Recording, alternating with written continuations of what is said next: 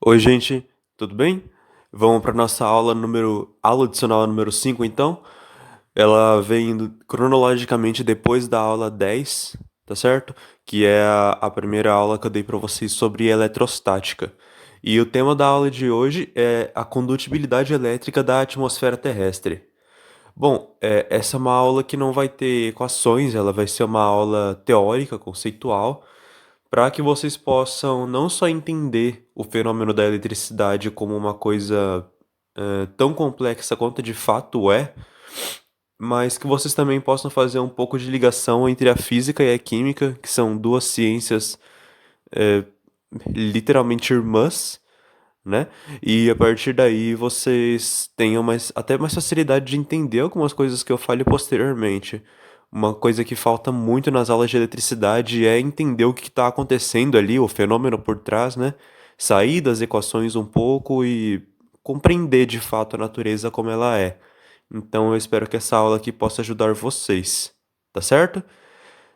Para a gente entender a condutibilidade elétrica da atmosfera, a gente vai estudar fatores que podem interferir na transferência de cargas elétricas, certo? E geralmente eles estão relacionados com o material que vai ser transposto.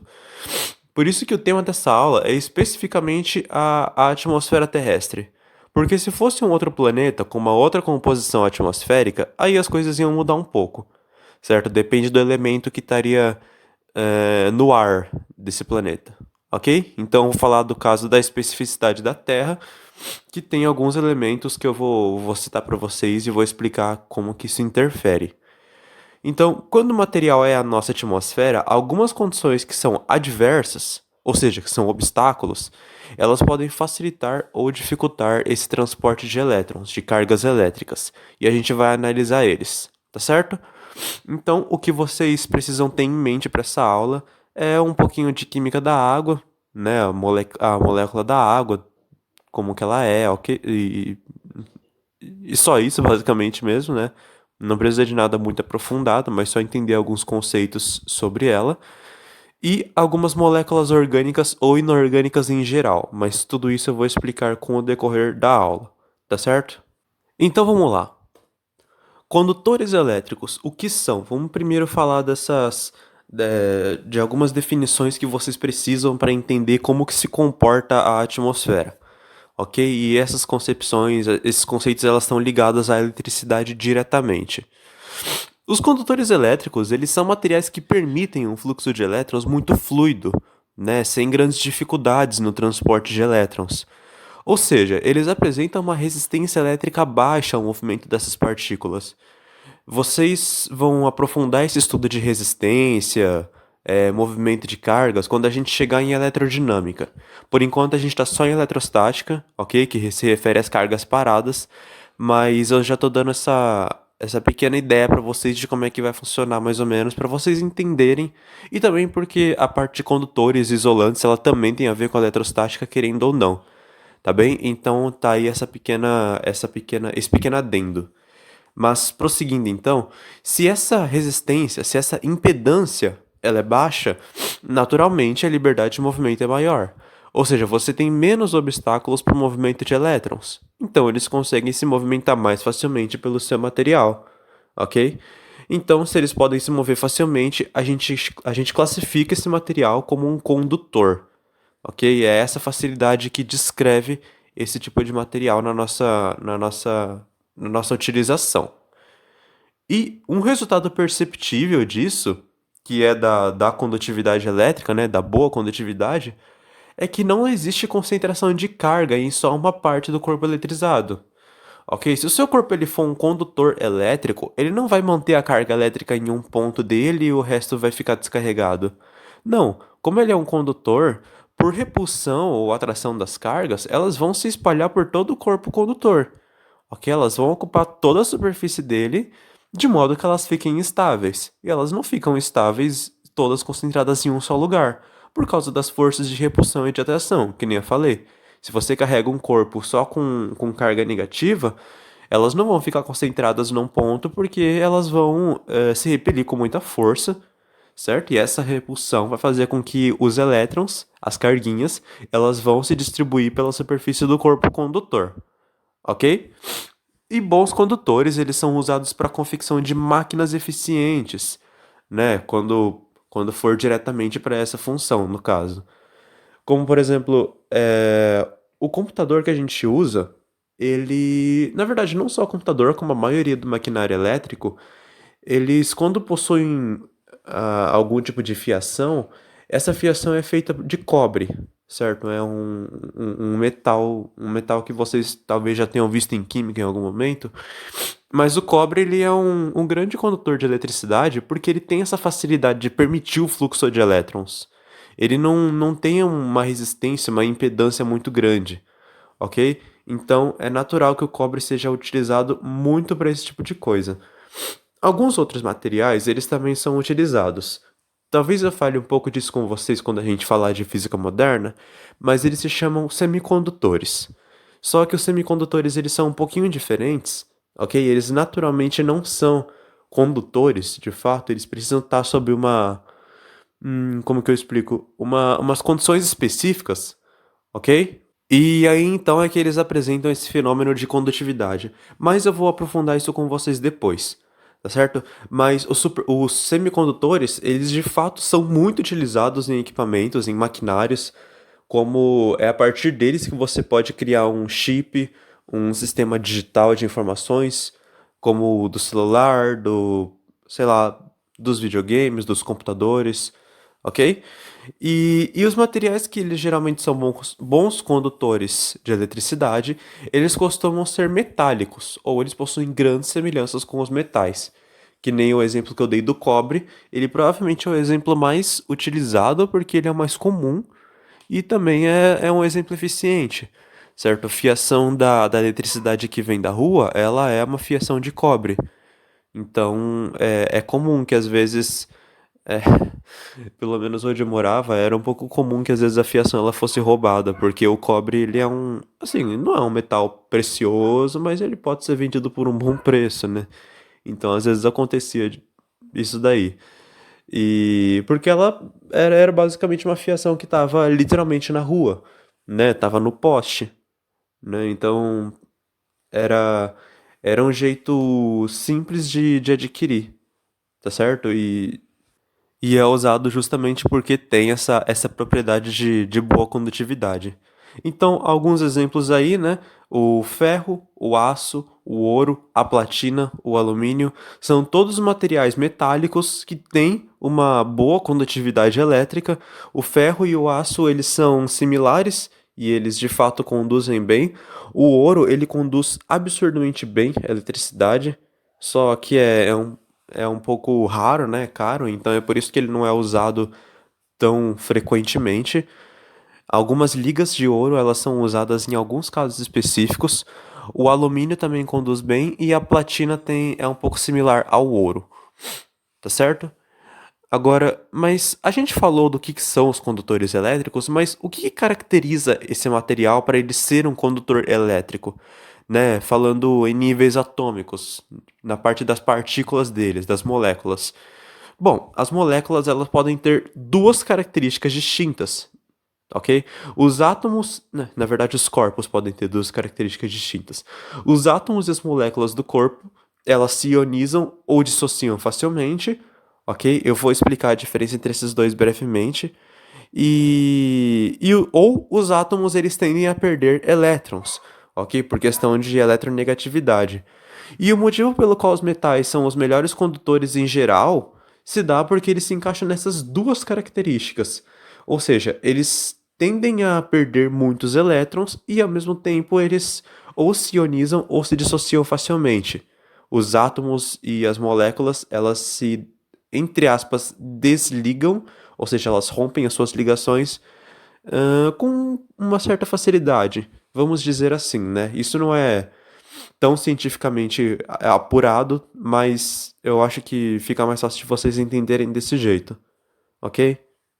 Só um pequeno adendo antes da gente continuar, a diferença entre ionização e dissociação é o seguinte: quando você tem uma molécula que é formada por dois átomos, que eles naturalmente já são íons, se você separa eles, você está dissociando eles.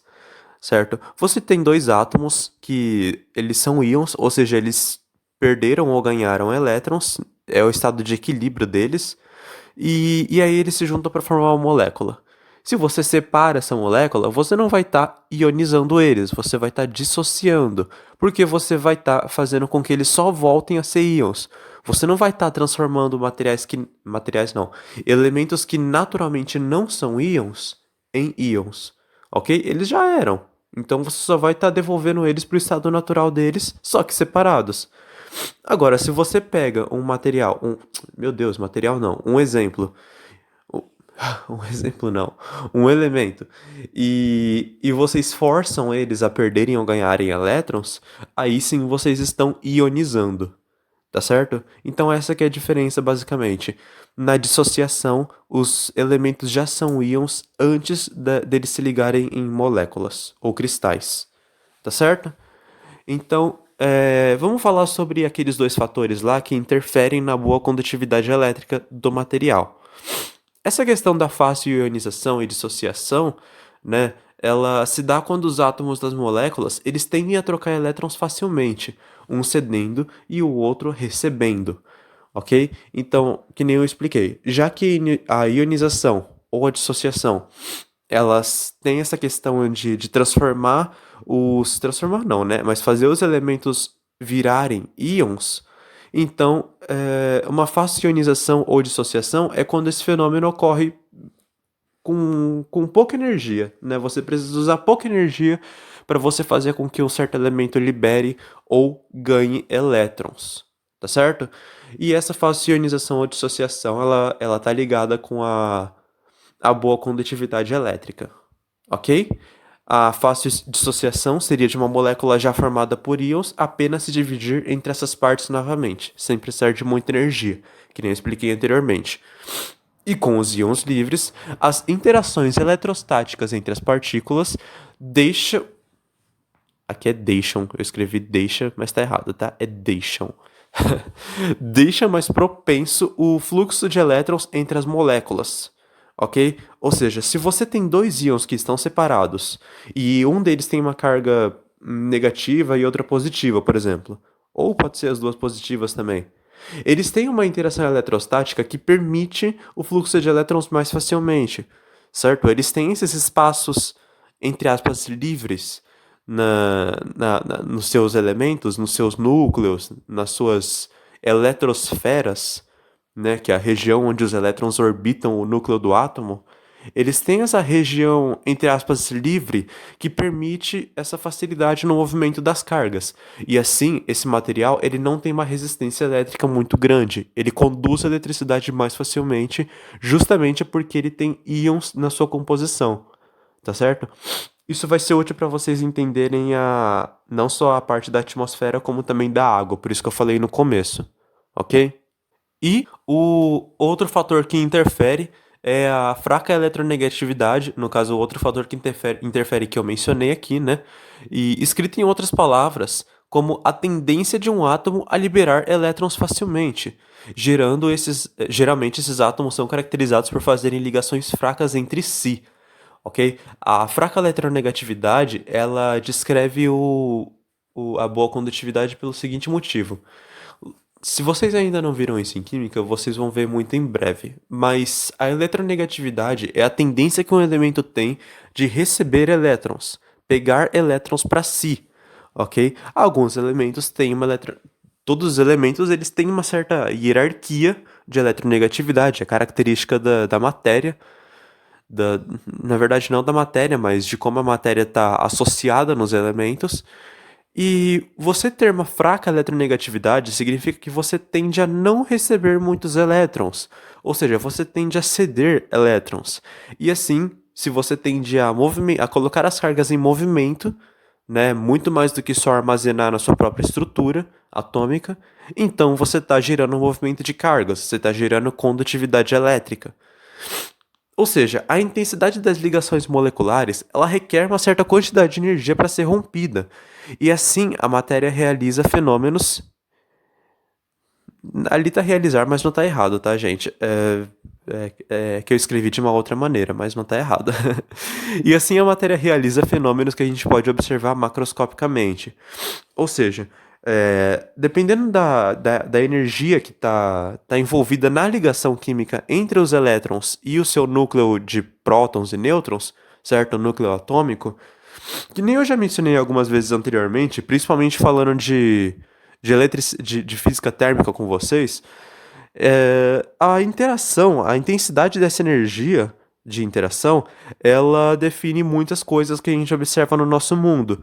E se uma ligação ela for muito forte, a gente tem alguns efeitos que a gente já observou, ok? Como a condutividade térmica, por exemplo, que eu vou até mencionar mais para frente para dar uma comparação, certo? E essa intensidade aqui na condutividade elétrica, ela determina, mais uma vez, se o material vai ser bom ou ruim, ok? Justamente por causa daquilo que eu falei. Se você tem uma ligação que ela é forte, significa que você tem uma atração muito forte entre próton e nêutron, ou entre próton e elétron, peço perdão.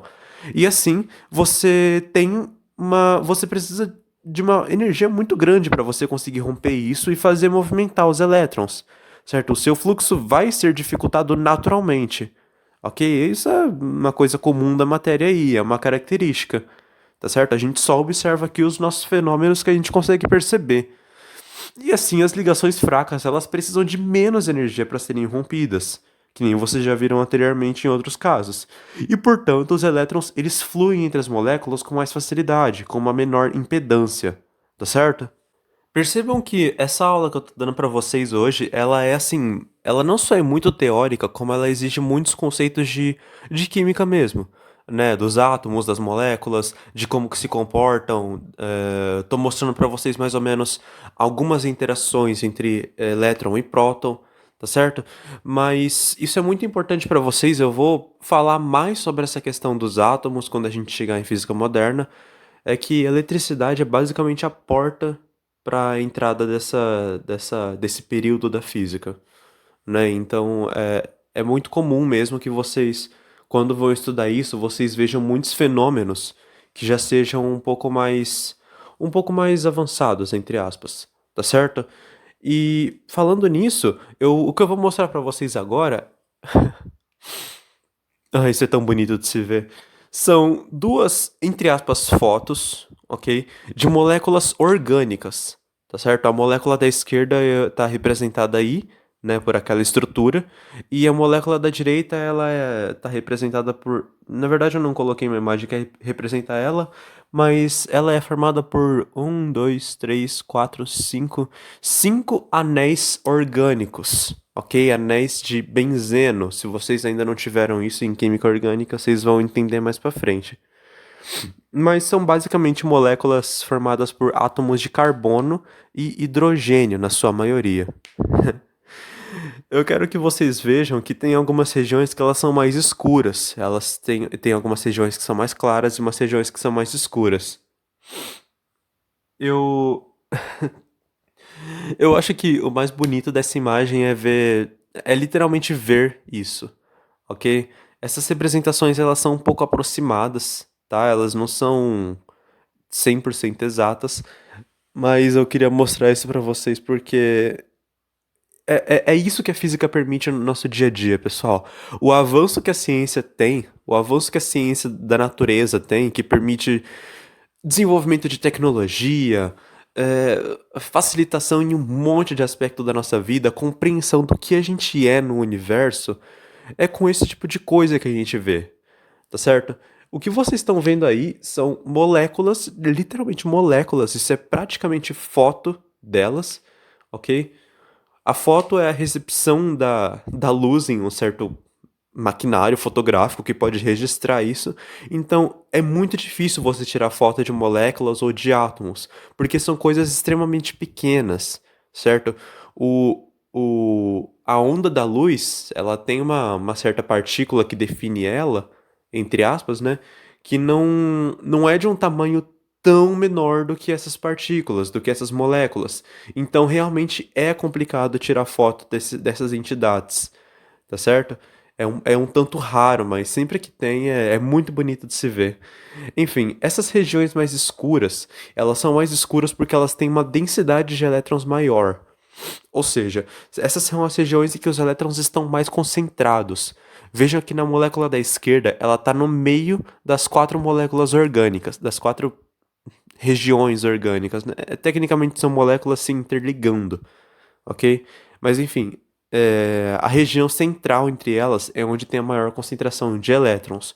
E as regiões mais periféricas, mais de fora, são as que estão mais em claro, tem uma concentração de elétrons menor, tá certo? A gente fala em concentração de elétrons porque depois vocês vão entender por quê, mas não é possível a gente determinar onde que está exatamente um elétron ao mesmo tempo que a gente determina a velocidade dele. Então, basicamente, quando a gente vai ter uma foto de uma molécula ou de um átomo, a gente de fato vai ter uma certa nuvem onde vai ter a maior probabilidade de estar o elétron, tá certo? E daí que tem essas regiões mais escuras. Daí a gente não consegue literalmente fotografar os elétrons com tamanha precisão. E a molécula que está aí representada na direita, ela tem uma concentração maior no meio dela também. As regiões periféricas da esquerda e da direita, elas têm uma concentração menor, e por isso a foto está um pouco mais clara, ok? E vocês vão. Depois eu coloquei mais umas fotos parecidas com essas, eu vou explicar como é que o contexto delas, né? Mas caso alguém já tivesse curiosidade de como seria a fotografia de uma molécula ou de um átomo, fica aí alguns exemplos, tá certo?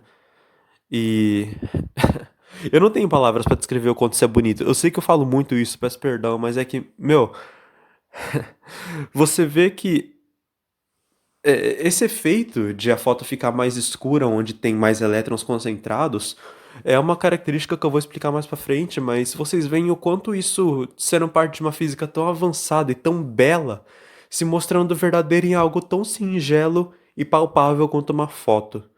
Certo? A natureza, ela tem um comportamento que a gente simplesmente. A gente tenta descrever com a ciência, mas o fato é que a natureza, ela por si só é muito bela. Ela é muito bela e mesmo que a gente não compreendesse ela, continuaria tendo sua própria lógica e sua própria beleza, em todos os sentidos possíveis. Enfim, para. Para aí, vai, vamos continuar então. Agora que a gente falou sobre condutores, vamos falar sobre isolantes elétricos, certo? O que são os isolantes elétricos? E os isolantes, eles são materiais que barram um fluxo de elétrons que passe por esses materiais, tá certo? Eles causam grandes dificuldades ao movimento dos elétrons. Similar aos condutores, só que não, só que o contrário. Os isolantes, eles são materiais que eles vão gerar uma resistência muito grande, eles têm uma impedância muito alta. E, portanto, a liberdade de movimento dos elétrons é muito pequena, é muito menor. E se os elétrons eles se movem dificilmente, então é isso que a gente tem caracterizado como um isolante. E um resultado perceptível disso é que existe concentração de carga elétrica em só uma parte do corpo.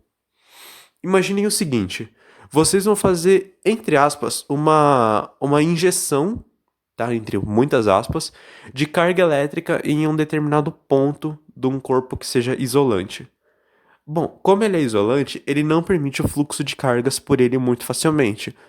Então, se você injetar as cargas elétricas em um único ponto, elas vão ficar naquele único ponto, elas não vão se espalhar pela superfície do corpo. Tá certo? Justamente porque ele não tem essa facilidade, ele não permite essa facilidade de movimento para os elétrons. E bons isolantes, eles são usados para confecção de vestimenta de proteção contra choques elétricos, né? Quando eles são usados diretamente para essa função. Se vocês têm parentes ou conhecem alguém que seja técnico eletricista, por exemplo, vocês vão observar que enquanto está exercendo lá, fazendo o trabalho da profissão, muitas vezes a pessoa ela está usando alguma vestimenta que seja de borracha ou alguma coisa desse tipo. Luvas, geralmente, né, para poder manusear com as mãos. Manusear com as mãos é pleonasmo, mas poder mexer com as mãos sem ter risco de choques elétricos. Isso porque a borracha, ela é o melhor exemplo possível de isolante do nosso dia a dia, tá certo? O isolante elétrico. A borracha ela é usada muito justamente para esse tipo de finalidade, para proteção contra choque elétrico. E materiais que geralmente são bons isolantes de eletricidade, eles costumam ser polímeros orgânicos ou ter grandes semelhanças com eles. Apesar de essas fotos que eu mostrei aqui, elas serem de moléculas orgânicas, existem polímeros, a grande maioria deles, grande maioria não, mas tipo metade, 50-50, uma boa parte, vai, vamos dizer assim. Muitos deles eles conduzem eletricidade muito mal, ok? Então é muito comum que os polímeros eles sejam associados a isolantes elétricos, tá certo? E alguns exemplos que tem é a borracha, a madeira, o vidro, a cerâmica, o isopor. Todos esses materiais são isolantes elétricos, bons isolantes ou péssimos condutores, tá certo? Tanto faz como que você chama, por um jeito ou por outro, tá certo? Eu admito que quando eu. Tipo, tudo tem um momento que a gente aprende, né? Mas eu. Pouco antes de eu saber que a madeira era um, um isolante elétrico, eu podia jurar que, sei lá, a madeira era um condutor, tá ligado? E eu ficava, tipo, quando eu aprendi isso, eu fiquei tipo, meu Deus do céu, como assim a madeira é um isolante? Mas faz todo sentido que seja um isolante. Ela é basicamente, as células que compõem a madeira, elas vão formar polímeros orgânicos que têm uma resistência elétrica alta mesmo, é natural disso. Mas eu lembro que na época eu não tinha esse raciocínio e eu ficava tipo, mano, mas como assim? Mas enfim, vivendo e aprendendo.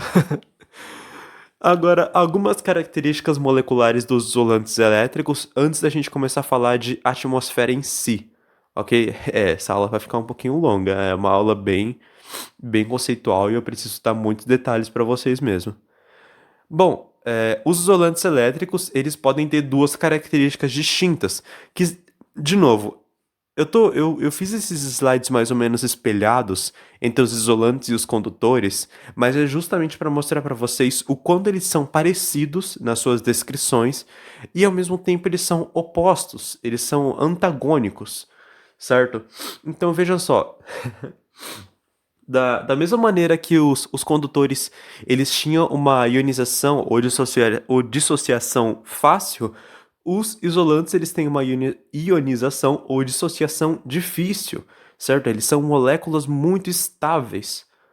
E os átomos, da mesma maneira que eles tendiam a perder elétrons nos condutores, nos isolantes eles tendem a receber elétrons, ok? E isso tem de novo a ver com a eletronegatividade.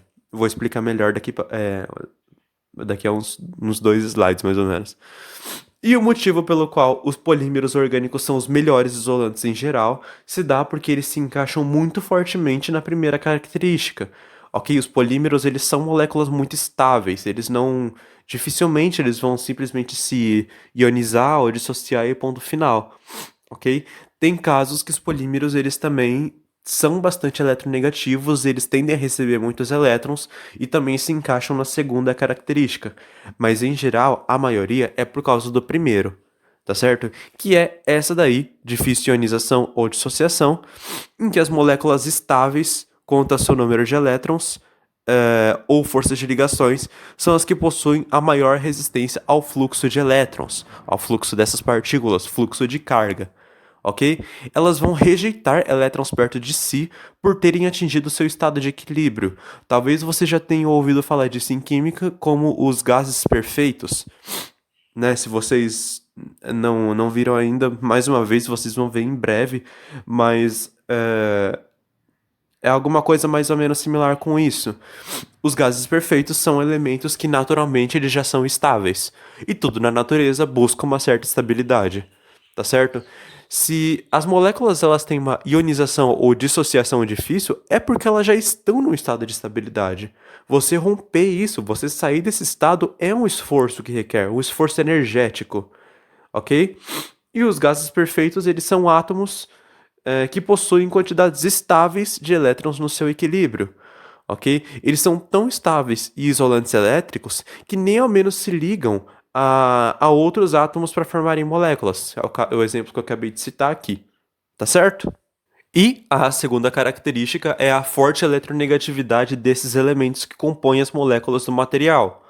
Bom, a eletronegatividade de um átomo ou de uma molécula, quando ela é forte, ela gera atrações que são muito intensas entre outros átomos e moléculas. E, como ligações fortes, elas precisam de grandes energias para serem rompidas.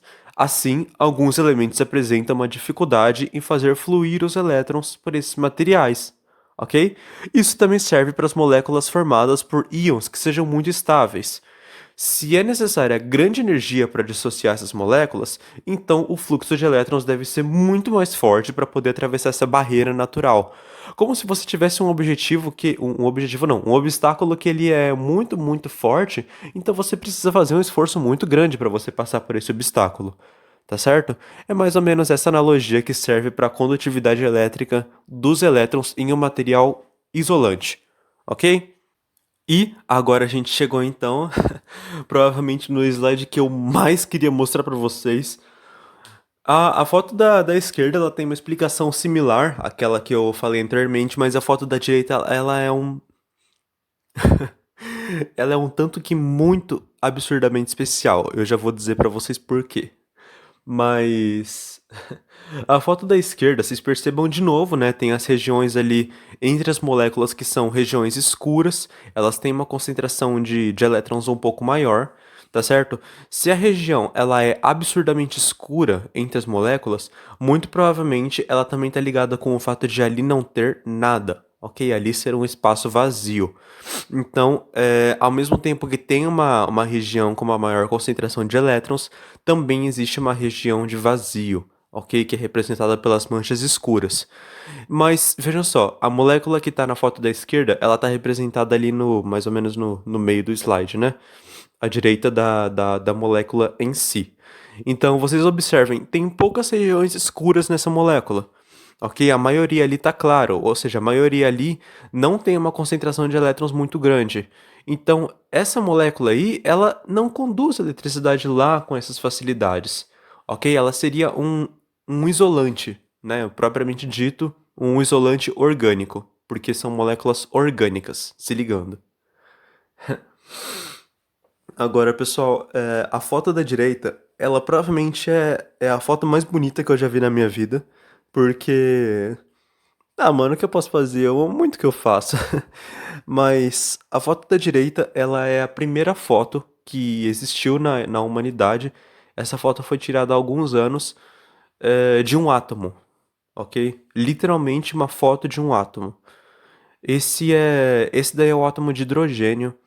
Ele tem lá o seu núcleo concentrado de prótons, né? E ao redor dele está orbitando um elétron.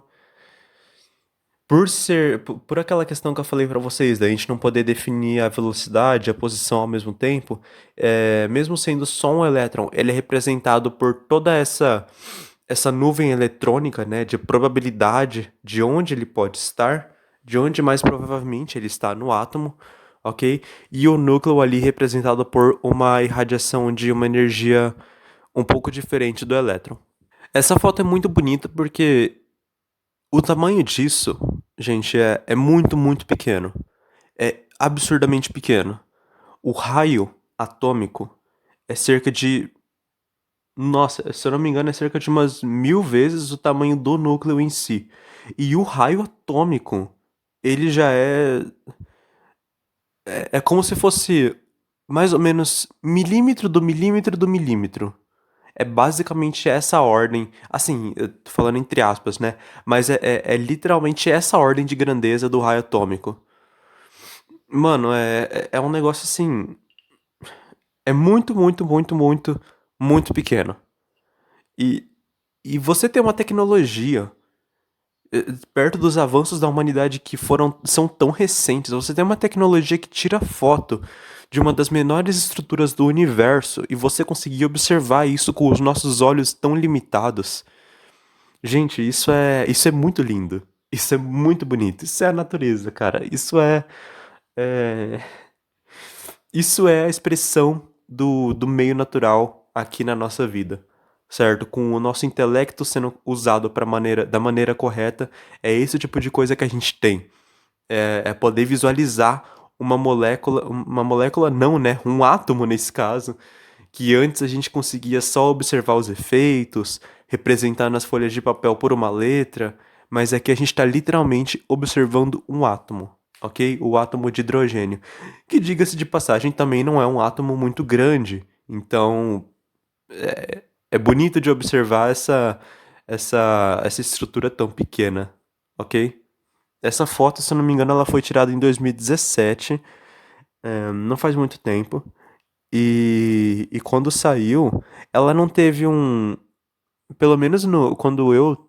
Assim, nos meus meios de comunicação na época, ela não teve muita repercussão, mas no meio científico essa foto ela ficou um tanto quanto famosa, certo? Justamente por essa aquisição tão nova. Porque antes as fotos das moléculas, dos átomos, elas eram todas desse jeito aí que vocês estão observando na esquerda, certo? Um negócio meio iluminado, meio escurecido, só para representar mesmo a diferença de energia que tem entre as regiões ali do espaço, né? Uma região que tem prótons e elétrons e uma região que não tem nada. Mas você literalmente tirar uma foto de um componente dessa foto da esquerda é um negócio muito novo. E muito bonito, né? Eu falo novo, apesar de já ter 3 anos, mas acreditem, é uma coisa meio nova, sim. Bom, terminamos de falar então dos nossos condutores e isolantes, e agora vamos finalmente falar sobre os elementos atmosféricos, ok? Eles variam de planeta para planeta, de acordo com a composição e estágio evolutivo do planeta. Se vocês não entendem essa questão do estágio evolutivo, vocês vão ver na outra parte de física ou em geografia, talvez em biologia também. E na Terra, o ar é composto principalmente de 78% de nitrogênio, moléculas N2, 21% de oxigênio, moléculas de O2, 1% de argônio, moléculas A. Desculpa, eu sempre rio porque é irônico ter no ar a molécula de ar. Foi uma piada péssima, mas pra mim sempre foi irônico. E mais ou menos um pouco menos de 1% de outros gases, tá certo? Essa é a composição básica da nossa atmosfera terrestre. Agora, como que se dá a condutividade elétrica da atmosfera?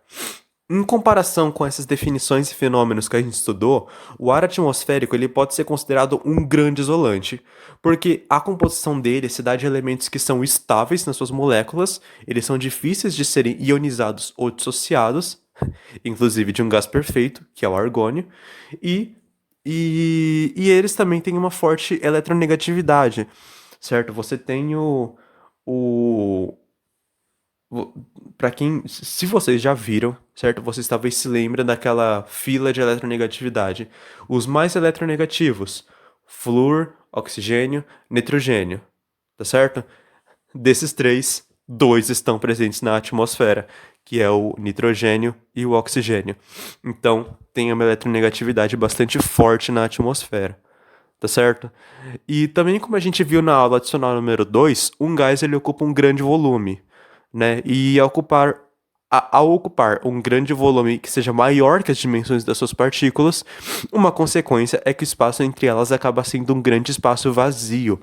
E assim como eu falei aqui nesse slide, a questão do espaço vazio ela gera uma certa dificuldade de conduzir os elétrons, certo? Eles só se conduzem, não, mas eles vão se conduzir muito provavelmente se eles tiverem uma certa facilidade. O espaço vazio não gera essa facilidade para eles, ok? O que gera facilidade é afinidade eletrônica com outras matérias, certo? E, bom, como eu havia explicado, né, a condutividade elétrica em um espaço vazio, que pode ser considerado quase como um vácuo, ela é muito baixa.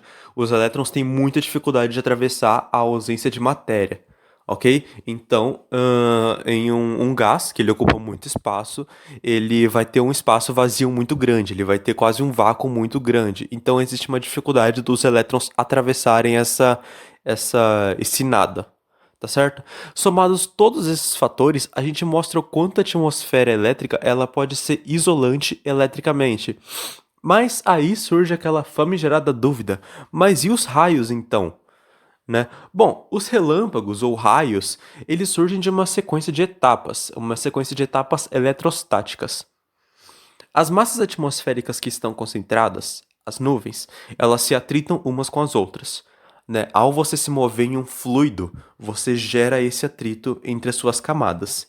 Como a gente viu na primeira aula de eletrostática, o atrito gera a eletrização, certo? Gera a troca de elétrons. Então, se a eletrização fica intensa, logo esses efeitos são sentidos no solo. O solo fica ionizado, tá certo? Ele fica ionizado não. Ele fica mais para polarizado. Talvez fica um pouco melhor desse jeito, tá certo? E assim, a tendência é que haja uma descarga elétrica do céu para a Terra por causa das forças atrativas entre as partículas de sinais opostos, tá certo? Mas se a atmosfera é um isolante elétrico, como que isso acontece, né? Bom, se ela é muito alta, essa resistência, essa impedância, né? A carga ela se acumula muito, muito, até que ela consiga vencer, entre aspas, né? Ela consiga atravessar essa impedância e ir para o solo. Por isso que as descargas elétricas dos raios elas são tão violentas. Elas são uma quantidade imensa de carga elétrica acumulada até que ela possa descer ao chão, certo? Mais pra frente vocês vão ver que para vocês forçarem esse fenômeno, vocês precisam ter uma carga elétrica muito concentrada. Muito, muito, muito, muito, muito concentrada. Tá certo? E assim é que vocês vão conseguir causar esse movimento de cargas finalmente. Mas antes, precisa acumular muita, entre aspas, força, né? Precisa acumular muita carga elétrica. Então, raios nada mais são do que descargas elétricas muito violentas, em grande escala, certo? Um nível que a gente não está acostumado no nosso dia a dia. Mesmo que seu dia a dia seja, sei lá, colocar a mão na tomada, não façam isso. Mesmo que você tenha o costume meio estranho de fazer isso, é, é outra escala, sabe? Os raios, os relâmpagos, eles são uma escala totalmente diferente. É muito forte, é muito intenso, e por causa disso, os raios, eles têm todos aqueles efeitos de luz, de som muito visíveis, e podem causar muito estrago, né? Podem causar incêndio, derrubar árvore, enfim. É realmente uma descarga muito, muito forte, beleza? E só por isso que eles vencem a, a, a, a, a atmosfera isolante. Também tem a questão da umidade, que é um, um dos fatores principais que me levou a gravar essa aula para vocês, que é basicamente a umidade e a presença de moléculas de água que estejam flutuando na atmosfera. Ao contrário do que a gente pensa, a água pura ela é um péssimo condutor de eletricidade.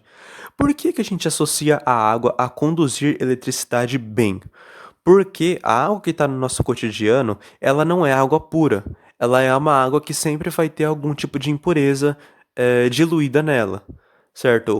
Sejam cristalzinhos, íons, certo? Outros compostos. E por causa desses outros compostos é que ocorre a fácil condutibilidade elétrica da água, mas não é água pura, certo? A água, quanto mais pura ela for, a gente diz que quanto mais ela é destilada. E a água destilada, ela é usada geralmente para experimentos em laboratórios, né? Não é uma coisa que a gente usa muito no cotidiano. Nem a água que a gente bebe, ela é pura. Até porque se você bebesse muita água pura, você morreria, você ia diluir seu sangue e não ia conseguir transportar oxigênio direito, por exemplo. Mas a água que a gente bebe, na sua maioria, ela é água mineral. Ela é água que brota das minas, dos poços, e elas têm grandes concentrações de ferro e alguns outros metais nelas, tá certo? Que também são boas pro nosso organismo. Então, a água pura em si, ela é um mau condutor, ok? E por causa disso,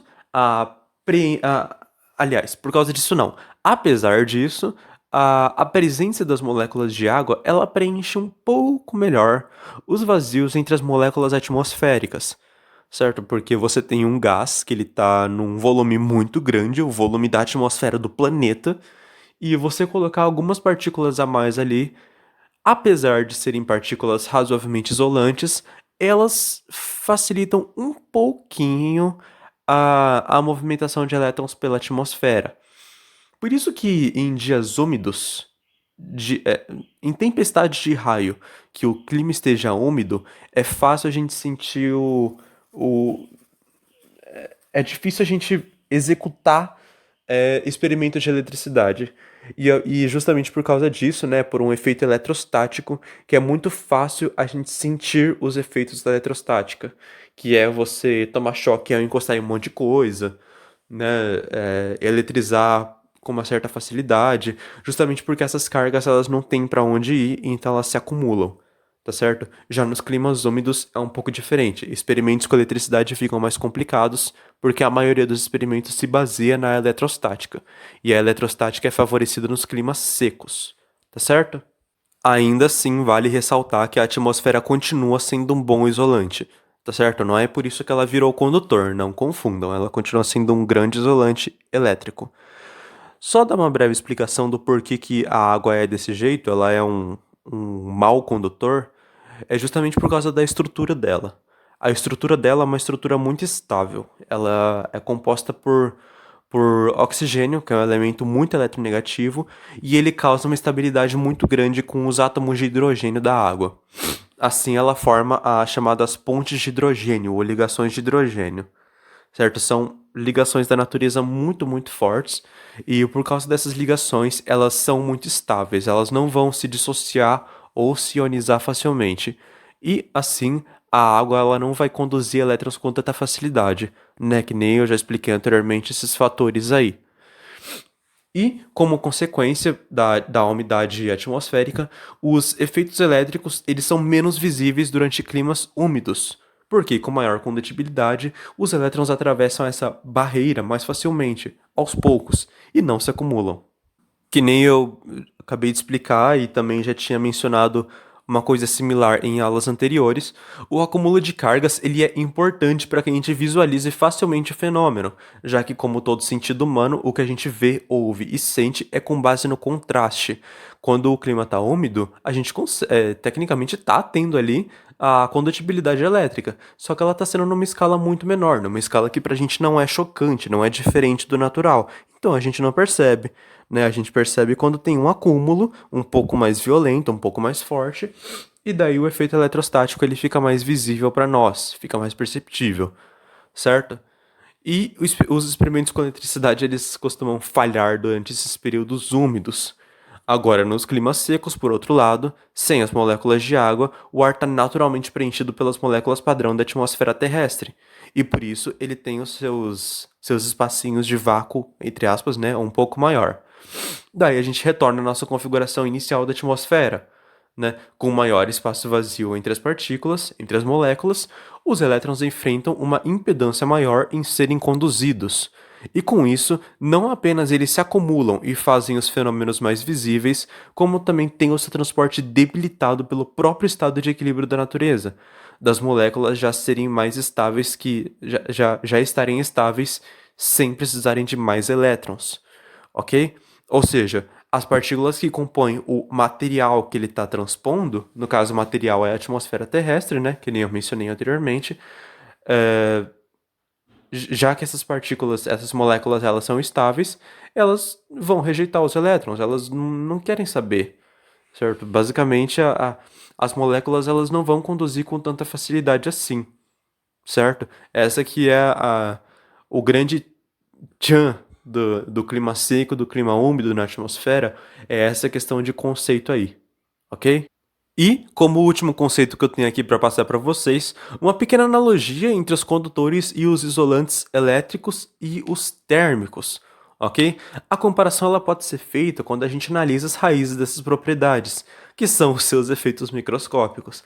Eu vou dar um pequeno spoiler para vocês, mas tudo na nossa vida, inclusive eu falei isso na aula adicional número 3 sobre entropia, tudo é com base nas partículas, certo? Tudo é com base em como as moléculas e as suas composições vão se comportar. A partir disso que a gente consegue observar, vivenciar, interpretar e viver do jeito que a gente vive no nosso mundo macroscópico, ok?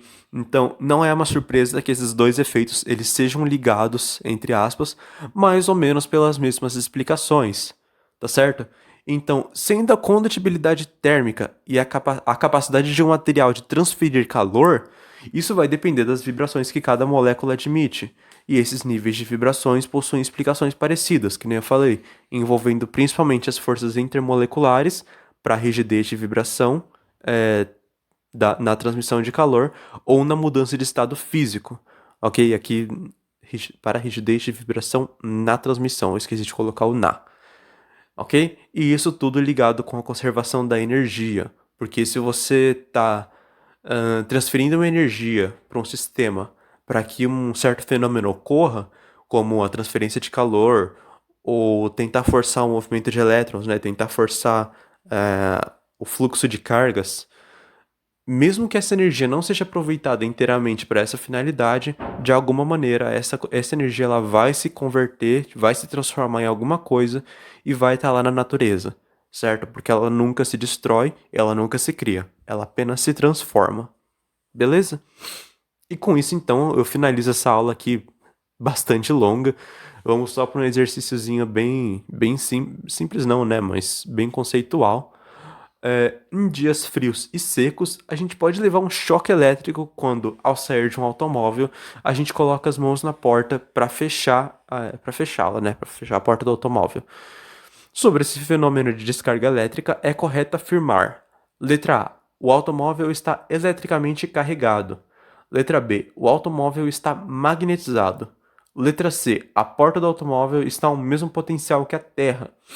Letra D, a porta do automóvel é um isolante elétrico. Ó, dessa vez o erro não fui eu, tá? Eu peguei esse enunciado da internet. A porta. Não foi erro meu dessa vez. Enfim. E letra E, as cargas magnéticas se descarregam durante o choque. Bom, para começar, letra B e E, não precisamos dizer, acho, com muitos detalhes por que não está certo, pelo menos por enquanto, né? Primeiro, porque a gente nem falou de magnetismo, e segundo, que vocês vão ver que não existem cargas magnéticas. Letra C, a porta do automóvel. Escreveu aporte em mais de uma alternativa. Meu Deus do céu, gente, eu peguei isso no seu da internet, tá? Eu juro que dessa vez o erro não é meu.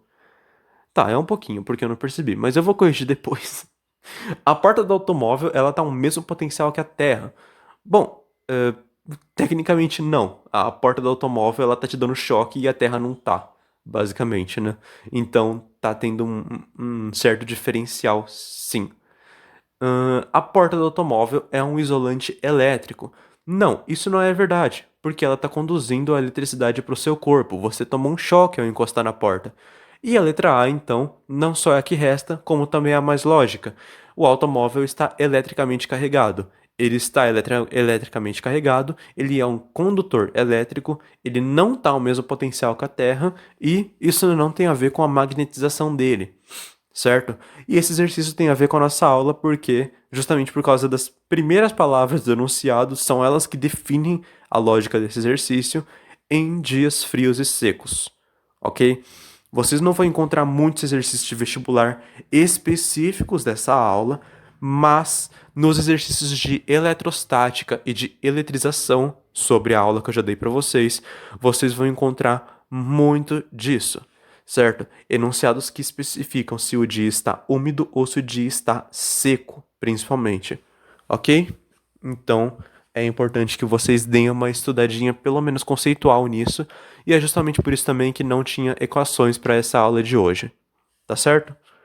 Então, é isso. Eu sei que a aula ficou bastante longa, bastante pesada, mas é porque realmente é, é uma aula difícil. Eu não saberia explicar de outra maneira, eu acho, né? Eu tive que me preparar bastante e ainda assim dei as minhas travadinhas, mas era isso por hoje, pessoal. Então, eu agradeço pela presença, pela atenção e até logo.